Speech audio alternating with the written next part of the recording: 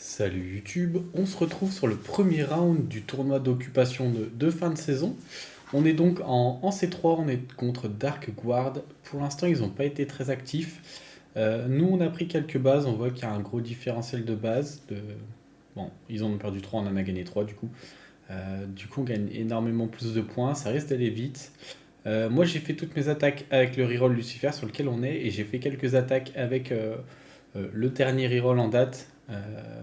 On va se regarder les replays. On a pris cette base 9, la base 4, et c'est... Non, ça peut pas être tout. Et la base 12, a priori. Donc on a fait un trou ici, j'aurais bien aimé récupérer celle-ci, mais j'ai plus d'attaque avec ce compte, et le reroll, je pense pas pouvoir me le passer. J'ai juste évité d'attaquer pour faire des défaites et donner des points aux adversaires. Donc on va pouvoir se regarder les replays tout simplement. Donc là c'était assez facile d'attaquer je pense, surtout avec les monstres qu'on nous donne. Il suffit juste de nourrir le Odin pour qu'il fasse de lignard def à chaque fois. Donc là on booste avec Pralin, on fait la menace avec Ophélia. Donc j'ai mis un premier coup sur la Jeanne. Euh, je- J'avais pas fait attention que j'étais pas full stacké, donc si j'avais fait attention, je pense que j'aurais mis un coup à la piste plutôt. Du coup, on voit qu'en tuant, Odin récupère très facilement ses stats et on peut enchaîner les kills parce qu'Ophélia a très peu de CD. Et on gagne des. Avec son auto-attaque, elle se met de l'immunité, donc ça donne des stacks.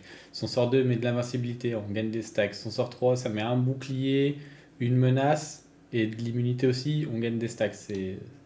C'est assez fou comme personnage, je trouve un peu fort. Donc autant s'en servir. Alors là-dessus, euh, je craignais pas trop la bombe sur le Fengan parce qu'en fait en face il n'y a pas de break def. Donc Ciara va forcément focus un des deux mobs qui sont runes en HP, donc elle va pas pouvoir les one shot. Donc il n'y avait pas trop à craindre. Hop, elle met sa bombe, hop, on prend, je sais pas, un quart, un tiers life. Le Carlos a pas moyen de one shot un Fengan qui n'a pas de break def, donc on était fine. Il continue de le focus, donc forcément il s'expose au revenge. Je choisis de le tuer, comme ça il proc pas son passif, on sait jamais que ça s'énerve un petit peu. Et je pense qu'après je vais probablement chercher la Syra au cas où, parce qu'une Tiana toute seule ça a vraiment plus de dégâts. Bah, pas contre cette compo en tout cas, étant donné que j'ai du buff, donc elle peut pas forcément tout le temps crit avec son sort 2 et sans avoir de break def sur moi, ses dégâts vont être un petit peu plus ridicules. Donc c'était free. Hop.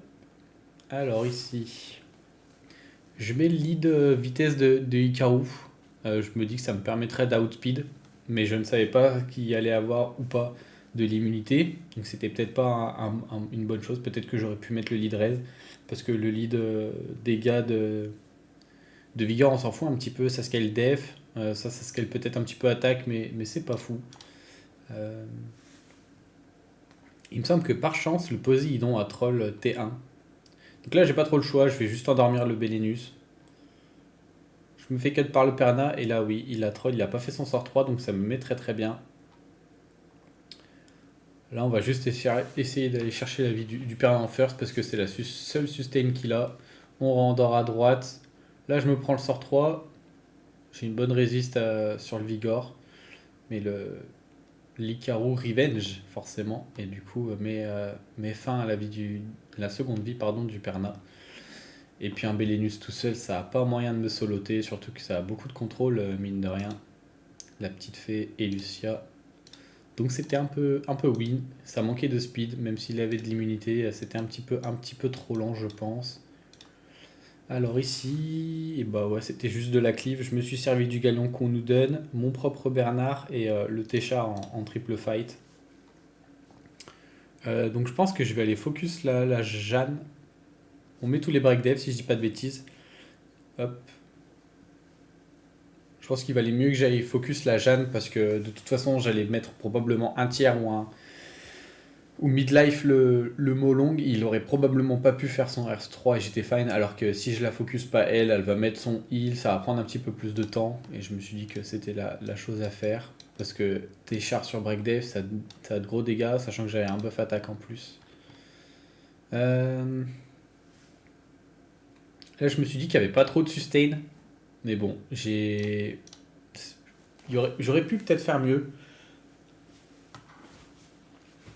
Donc là, tac, on fait des bons dégâts. Je pensais faire un petit peu plus, mais c'est vrai que j'ai pas de buff attaque, pas de buff def, et il n'y avait pas de break def en face. Donc mettre un midlife en AE, c'était quand même pas mal.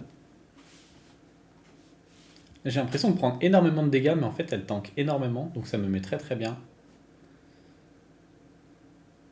On prend beaucoup de dots, mais on a Juno qui soigne. Hop, une fois que Rika est morte, le petit père Kmund, il peut plus rien faire. Il est probablement là juste pour mettre des gros shields. A priori, il faisait pas beaucoup de dégâts. Hop. C'était ça. Hop. On en est là. Donc, ça, je crois que j'ai perdu.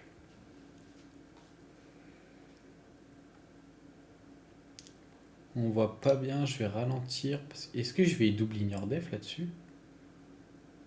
On voit pas les dégâts. Donc, à mon avis, j'ai mis le double ignore def alors que j'avais quoi? C'est 30% plus 20% par buff. Donc, j'étais à 70% et j'ai loupé à chaque fois les break def. L'ignore def. Donc, évidemment, ça sentait pas bon. Mais si, oui, là il a eu un proc les GFF parce qu'il y avait plus moyen que j'avais les dégâts. Donc moi j'ai pas eu de réussite parce que j'ai pas pu ignore def et lui il a un proc tour 2 donc c'était lose. Pas besoin d'aller très très loin pour comprendre que c'était perdu.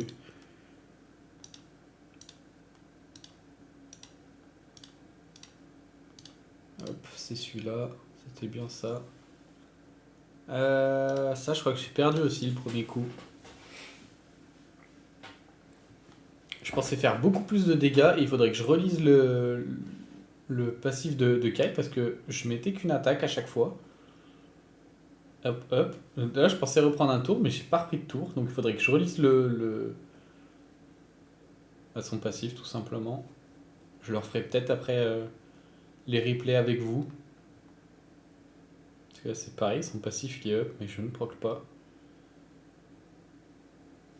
Et puis, le Vélaguel était un peu énervé, hein. Il faut dire que ça va pas simplifier la tâche. Je peux réaccélérer.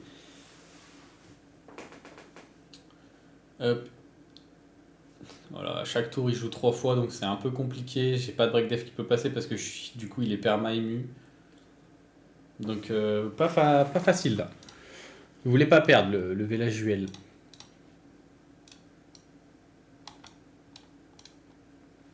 Hop, on vient de le voir, c'était celui-là. Donc on en est là. Hop.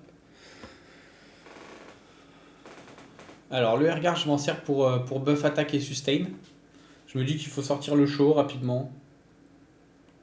J'essaie de répartir un petit peu les dégâts pour que le Ariel il fasse pas son sort qui transforme les effets néfastes en sustain.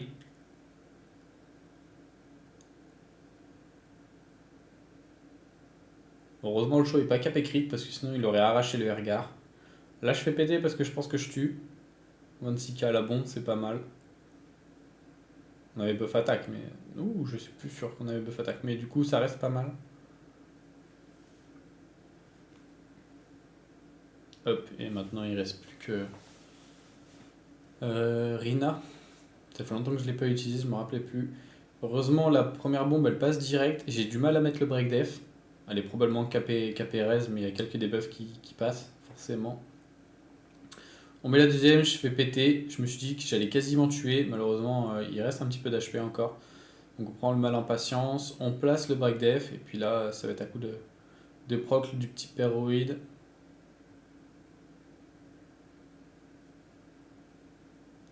Elle n'a pas un si gros bouclier que ça. Parce qu'à mon avis, je crit beaucoup quand même. Et à chaque crit, le bouclier il se reforme tout simplement. Ok, donc ça fait une victoire. Je pense qu'on en est là. Alors ça, c'était un petit peu long, je crois, forcément. J'ai pas de destroy encore. Show ça sustain, Vigor ça sustain, Xingzé c'est embêtant. Donc là c'est pas très grave que j'ai pris les effets néfastes parce que j'ai pu cleanse directement avec Riley, ça m'a mis bien. En plus de pouvoir mettre le buff attack, donc c'était assez efficient comme move. Je crois que je sais pas si le Xingzé est squishy ou si on l'a juste oblitéré avec les dégâts droïdes, je m'en rends pas bien compte.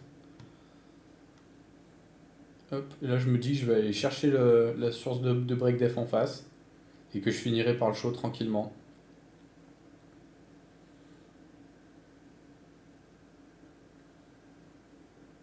C'est vrai qu'on fait mal quand même avec ce roïd. Hop, paf. On va pouvoir remettre les buffs attaque là-dessus.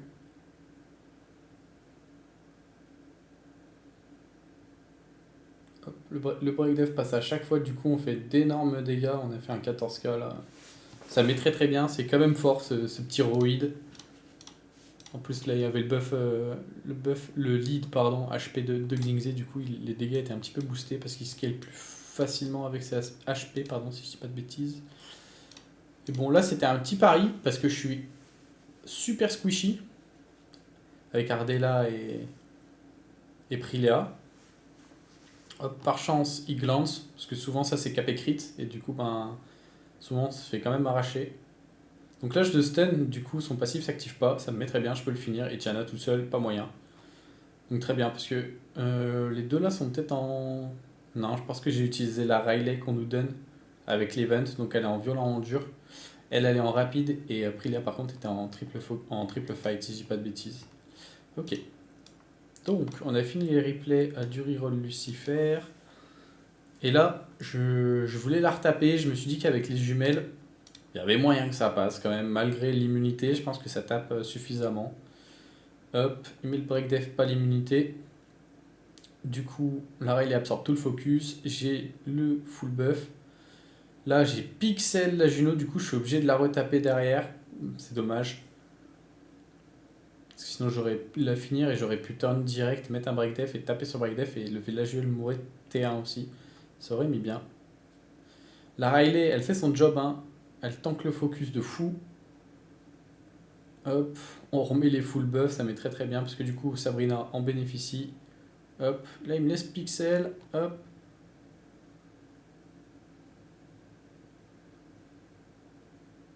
Hop, et là on le finit avec le multi-hit. Parce que Laika est très vulnérable au multi-hit. Hop, donc ça c'était très bien, j'ai pris ma petite revanche. Là-dessus on a vu que le Villageoel était beaucoup moins énervé, ça m'a mis bien parce que sinon Riley risquait de sortir beaucoup plus vite. Et le fait d'avoir quasiment one-shot la Juno à l'open, ça m'a mis très très bien aussi. Hop, alors, et ben...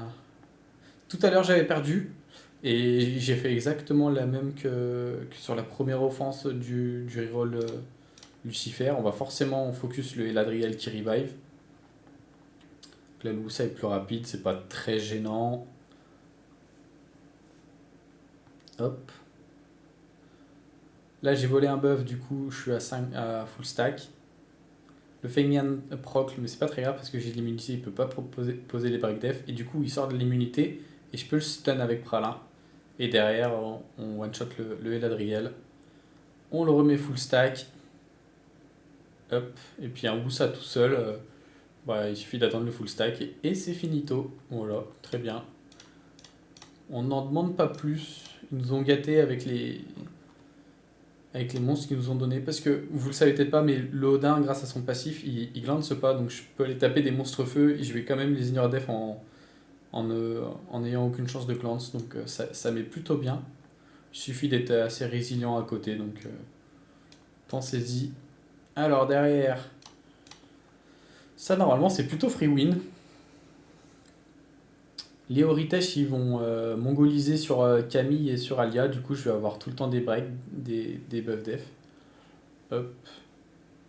Donc là, on se cleanse les breaks def, on se met le buff def et on commence à taper. Moi, je me dis que je vais aller taper le Vigor. C'était peut-être pas le meilleur focus parce que vu qu'il y a un Léo qui est buff vitesse slow, ça change pas grand chose. Tout le monde est à la même speed. Peut-être que j'aurais dû taper le Ritesh en first, qui a de la grosse sustain, le buff def et le break def. Et qu'ensuite j'aurais dû aller chercher le Vigor. Étant donné que il n'y a que Camille qui crit un petit peu, le Fenga n'a pas besoin de crit pour faire des dégâts. J'aurais peut-être dû alterner ce focus. Hop, on voit les grosses patates du Fengan à 6k5 par hit. Ça met très très bien. Donc là, je préfère pas taper, je préfère me cleanse le break def. Et ensuite, j'ai eu un bon proc qui m'a permis de remettre le break def sur Hit-Tech. Ça met plutôt bien. Hop, là, on le laisse à pixel et on tue avec Alia, par chance. Hop. Là, je me remets la sustain parce que j'avais pas le break def. Le buff def, pardon. C'est vrai que j'aurais pu, par contre, tenter de remettre le break def sur le Léo. Hop, on met un bon midlife. On crit avec Camille et du coup, on peut last hit avec le Fengyan. Donc ça met bien. Tac. Alors, on en était là, je crois. Très bien. Donc ici, j'espère que j'ai outspeed. J'ai un meilleur lead. Je me dis que je vais me faire cut le kaki, mais que ce sera pas très très grave. Hop. Là, c'était pénible parce qu'il y avait de l'immunité. Hop. Ça, c'était peut-être pas le bon move, mais par chance, je me fais pas one shot à gauche. Parce que du coup, j'ai donné full stack à Odin. Du coup, je le sors. Là, j'ai commencé à avoir peur. Je me suis dit, ouh, la bastet, elle tabasse un peu. Et par chance, je retrouve vite le break def. J'ai le sort 2 avec le kaki. Je fais des gros dégâts. Elle se booste. Hop, on meurt toujours pas là-dessus. Et du coup, on peut la last hit avec le kaki qu'on nous donne, hein. C'est tout des monstres prêtés, ça. Tac. Ensuite. Alors, me demandez pas pourquoi. J'ai choisi de partir avec Rika contre Veromos. Je... J'ai perdu ma tête à ce moment-là, je pense. Je me suis dit peut-être que j'arriverai à blitz le Veromos, j'en sais rien, mais du coup, je pose pas les break def, donc ça aide pas.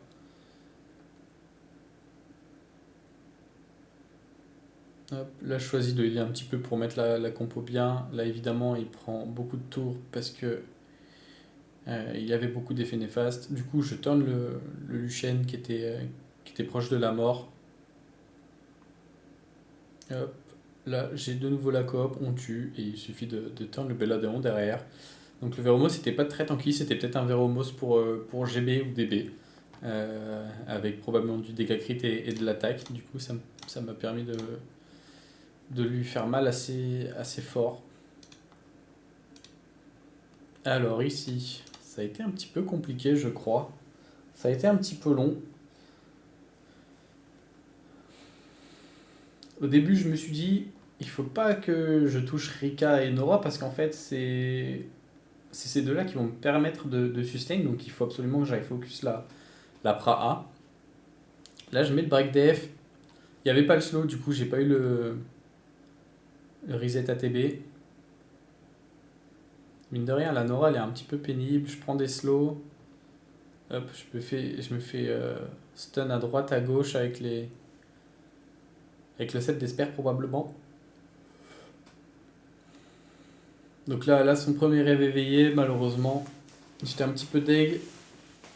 Pas réussi à suffisamment contrôler. Je pensais que le Tyron plus Veromo, ça m'apporterait un petit peu plus de contrôle. Mais c'est vrai que je prends beaucoup de slow à droite à gauche. Donc peut-être que ça lui permet de lap un petit peu. La Lapis, vous voyez qu'elle a pas tant joué que ça. Elle a pris beaucoup de stun. Là, je prends un beau slow sur Veromos parce que sa barre d'attaque était quasiment vide.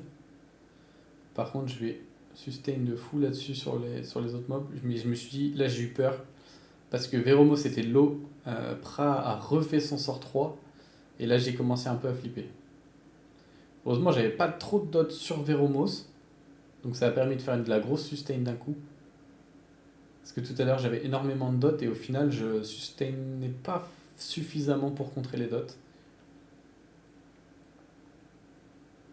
Hop, et là, je prends pas de risque et je vais last hit la Pra. Je pensais qu'elle mourrait du dot, mais bon, si jamais Nora elle faisait une auto-attaque, elle soignait, je voulais pas prendre le risque. Du coup, je l'ai juste last hit. Là, j'ai essayé de mettre le break def, mais c'est vrai que il y a un petit peu de résistance via le leader skill de Pra. Hop, là, la même chose, je vais last hit La Harika, je prends pas de risque. Hop. Parce que ça serait bien qu'on ait d'autres rounds. Parce que si on a d'autres rounds, bah, on a plus de récompenses. Donc c'est important de gagner. Hop. Et je crois que ça c'était ça. Et donc là, on est au dernier replay que j'ai tenté. Pour moi, c'était le dernier combat que je pouvais mener. J'ai pas encore assez de monstres. J'ai pas runé les autres monstres. J'ai très peu de Nat 5 montés pour le moment. Puisque je me suis focus PVE. Donc je me suis dit qu'ici c'était assez free. Parce que j'allais contre le Skogul. Par chance, il a pas lancé sa pierre au début. Ça aurait pas changé grand chose vu qu'il a joué qu'une fois. Et ensuite on va gérer le Kmoon. Comme ça y a pas de shield. Hop. On fait des bons dégâts avec le Verdé quand même. Hein. 9k par hit, c'est normal. Hein. Il est là pour taper, il est là PVE. Et puis le Jultan tout seul, c'est pas un risque. Parce qu'entre le buff attaque et le break def, le Verdi il met juste des grosses patates intankables pour le Jultan. Voilà. Donc ce qui nous emmène pour l'instant à 11 000 points. A priori, si Dark Ward ne joue pas, et ben, nous le siège est gagné dans un petit peu moins de 3 heures. Donc c'est cool, on risque de passer pour le deuxième round. Et je pense pas que ça changera beaucoup. J'ai pas regardé les membres qu'ils avaient, mais souvent c'est peut-être des rerolls parce que là c'est du C3 Guild. Ça veut pas dire que les joueurs sont C3, hein. Loin, loin, loin de là. Voilà, voilà. J'espère que la vidéo vous aura plu. Je vous souhaite un bon tournoi de siège, une bonne journée ou une bonne soirée selon quand vous regardez la vidéo. À bientôt. Ciao, ciao.